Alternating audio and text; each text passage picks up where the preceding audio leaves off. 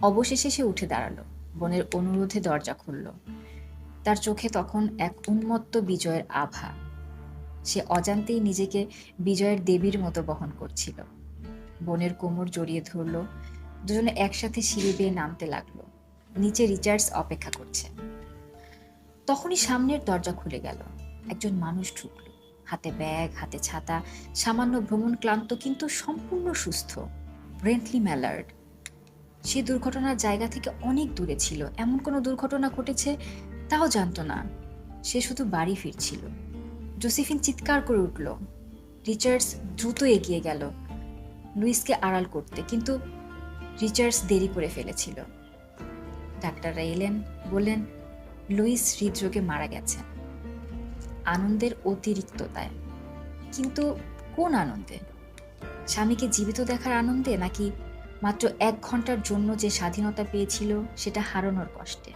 Kate চপিন এই উত্তরটা দেননি। হয়তো ইচ্ছে করেই দেননি, কারণ উত্তরটা প্রত্যেকে নিজের মতো করে জানেন। কেট চপিন এই গল্পটা লিখেছিলেন 1894 সালে।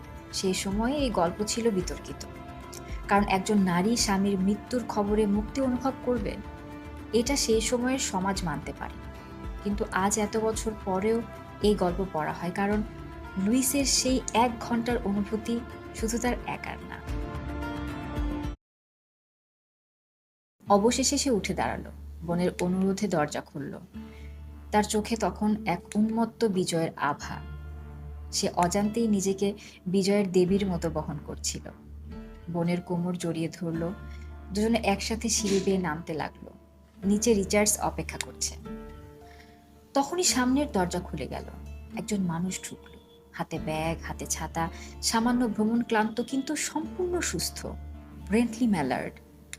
সে দুর্ঘটনার জায়গা থেকে অনেক দূরে ছিল। এমন কোনো দুর্ঘটনা ঘটেছে তাও জানতো না। সে শুধু বাড়ি ফিরছিল। জোসেফিন চিৎকার করে উঠল।